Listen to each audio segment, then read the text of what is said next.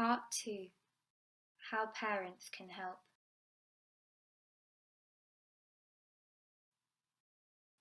Be caring, supportive, and positive. Low mood and depression is difficult for everyone. Your child doesn't want to feel like this, and parents may feel frustrated that they can't seem to do anything to help, and relationships can become negative and strained. Try to keep communication open and be caring. Let your child know that you understand how they're feeling. Supportive. Tell your child that you want to help them. Positive. Be encouraging and let your child know that although it's difficult, they will be able to beat their depression.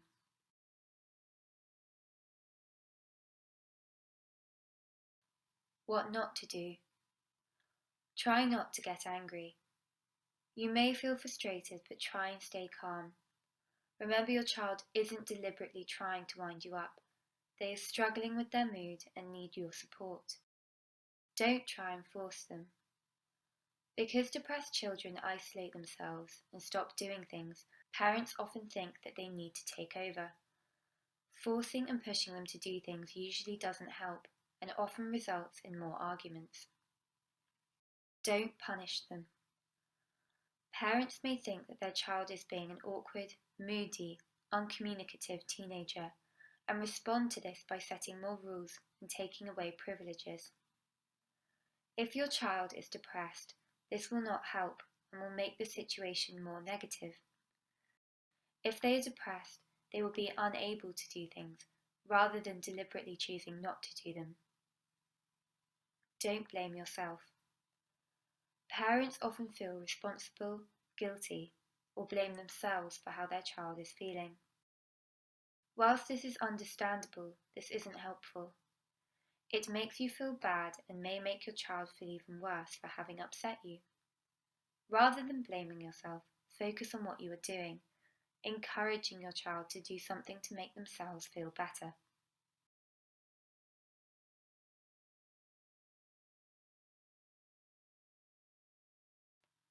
So what can parents do to help? Tip 1.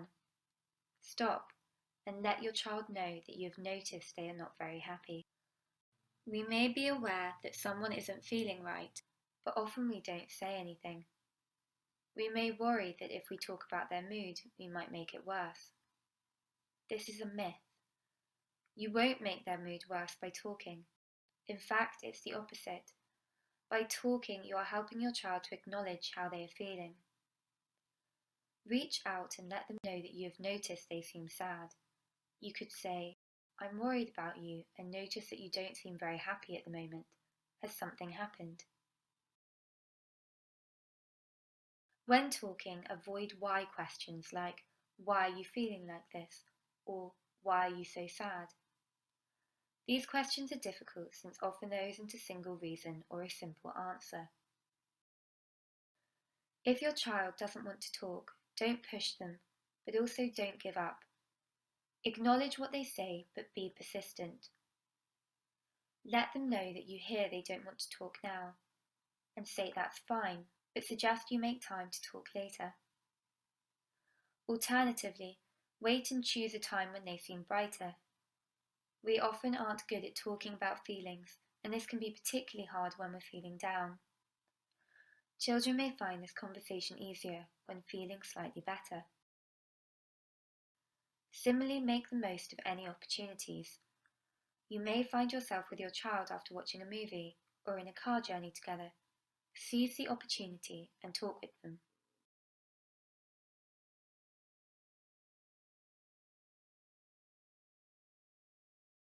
Tip 2. Listen to what they say. One of the most important things is to give your child space to talk about how they are feeling. This sends a clear message that you care about them and that you want to hear what's happened and how they feel. Although this sounds easy, listening is hard. We have a natural tendency to ask questions, to look for answers, and to jump in with solutions and advice. Resist the urge to try and fix things. This will take time. When you listen, it's important to avoid being critical or judgmental. If your child's mood dipped following the breakup of a relationship, it won't help by saying, "I knew this wouldn't last. I told you they weren't any good for you."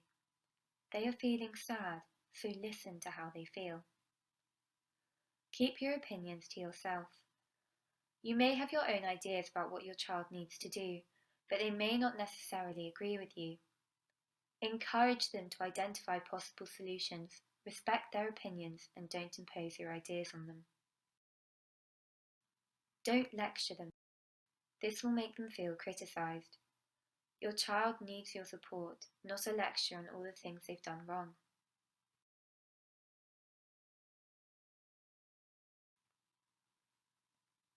Tip 3. Let them know you understand how they are feeling. Your relationship with your child can be strengthened by connecting with them emotionally. This is called empathy, and is the ability to put yourself in your child's shoes and to see and feel the world as they do. Listen to what they say and acknowledge how they are feeling. Try to reflect back what they have said. "It sounds as if this has really upset you," or "I can understand why you are feeling so sad." Take their feelings seriously and don't dismiss or downplay them. Comments such as, "That was bad, but it's not the end of the world," aren't helpful. They fail to recognise that for your child it does seem like the end of the world.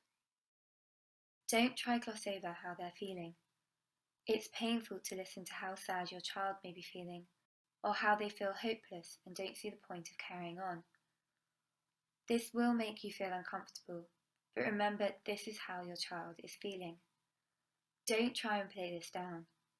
Acknowledge how they feel, but remain hopeful that together, with help, they will be able to beat their depression.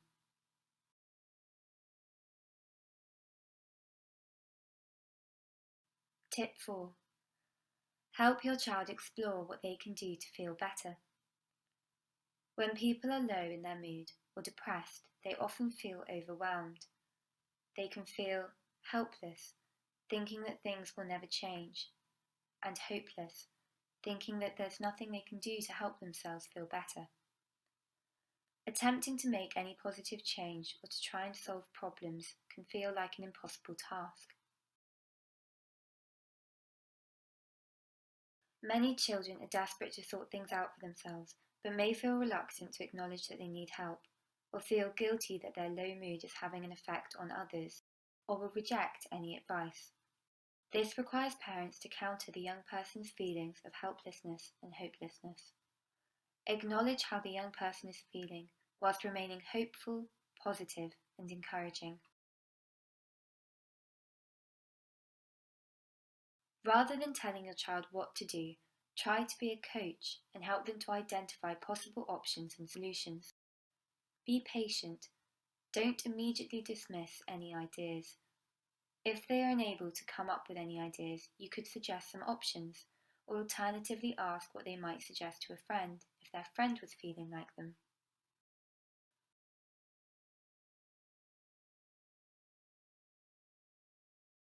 Tip 5.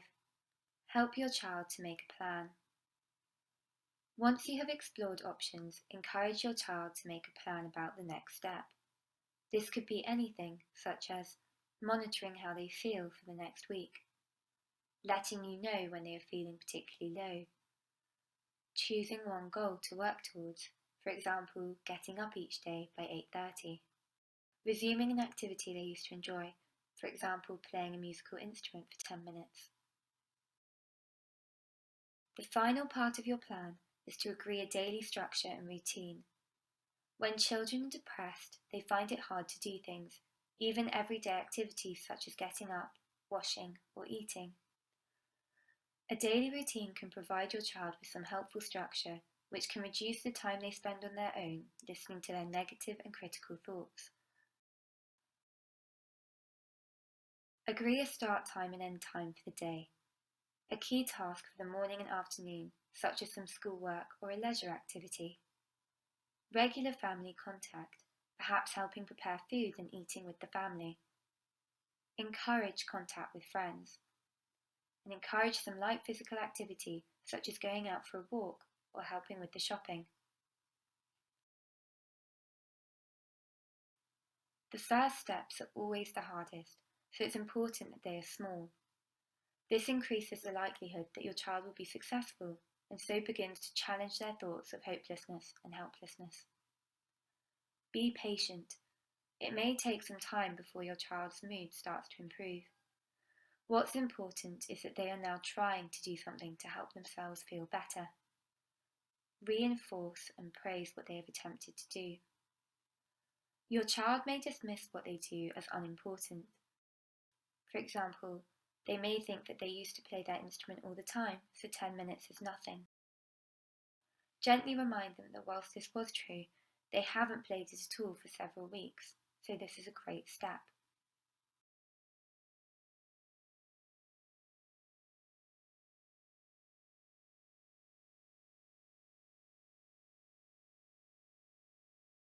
What if your child is self-harming? Self-harm is quite common in adolescents, particularly those who are low in their mood. 1 in 4 adolescents will have thoughts of self-harm. Half of those who have thoughts of self-harm will go on to harm themselves. And of those who do self-harm, half will only harm once. Self-harm is very distressing for parents. If you discover this, stay calm and don't panic.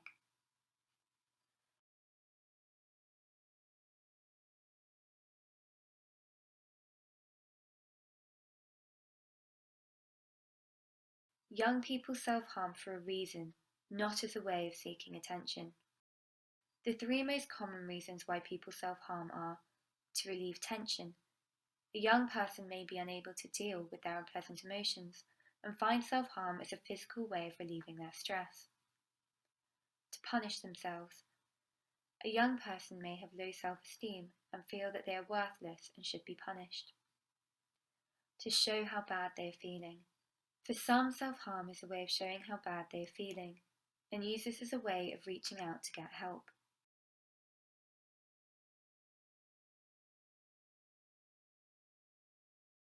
What should you do?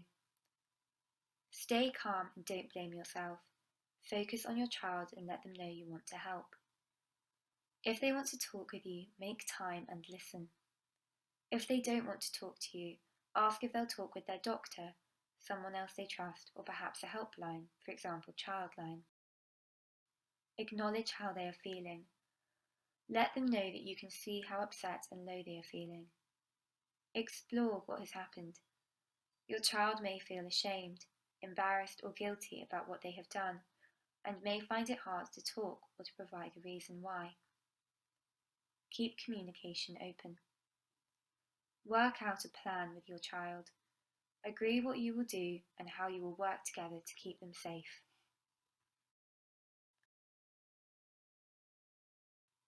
Your safety plan could involve removing whatever they are using to harm themselves, agreeing a way of letting you or someone else know when they don't feel safe and are feeling an urge to harm themselves, regularly checking with them to see how they are feeling, spending more time together, finding ways to prevent self-harm such as changing their surroundings, move out of their bedroom on their own to be with people, listening to uplifting music, trying some relaxation or mindfulness exercises, clenching an ice cube or splashing very cold water on their face, writing down what is racing through their mind, doing something active like a run or dance routine, or punching a pillow.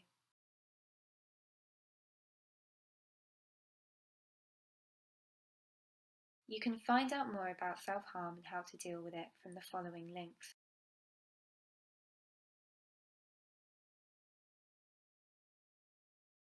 If you are worried about your child, you can talk with your GP, any other professional who might be involved, or your local child and adolescent mental health service. You can find the number of your local CAMHS service on this website.